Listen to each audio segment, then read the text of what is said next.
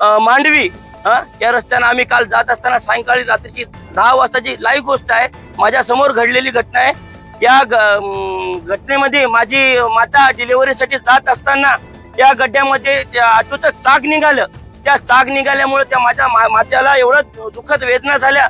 त्यामुळे आम्ही सर्वजण आज या आमचा जो परिसर आहे, ते जो मुख्य रस्ता आहे, रहदारीचा रस्ता आहे, या रहदारीसाठी आम्ही बेश्रमाचे झाडं लावून आंदोलन करत आहोत। हे अधिकारी कर्मचारी का फुकट पैसे घ्यायला आहे का हे? आणि एकीकडे गडकरी साहेब म्हणतात की माझ्याकडे पैशाची काही कमतरता नाही, तुम्हाला काय लागते काय नाही। मग हे अधिकारी काय झोपले की काय करायचं काय नाही?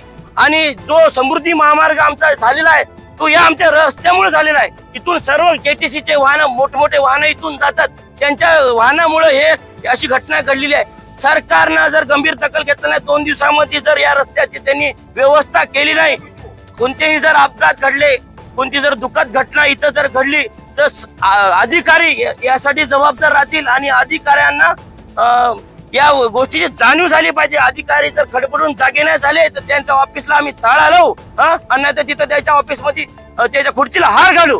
काय झोपले काय? एवढा काय रस्ता दिसायला नाही काय? किती भयंकर रस्त्याची परिस्थिती झालेली आहे बघा तुम्ही, दाखवाय सगळे। हे बैलगाडी वाला सुद्धा, त्यांना सुद्धा त्रास आहे, याचे पोते पडले म्हणते। आता बघा, हे सुद्धा आपल्या आंदोलनामध्ये सहभागी झालेले आहे। महत्वाचा विषय आहे मित्रांनो, गडकरी साहेबांपर्यंत ही बातमी गेली पाहिजे। मी आताच अधिकाऱ्याला, सार्वजनिक बांधकाम विभागाच्या अधिकाऱ्याला आताच बोललो, त्यांनी जर गंभीर दखल घेतली नाही तर आम्ही गडकरी साहेबाच्या घरी जाऊन बसू, पण हे रस्ता जोपर्यंत मंजूर होत नाही तोपर्यंत आम्ही शांत बसणार नाही। बस।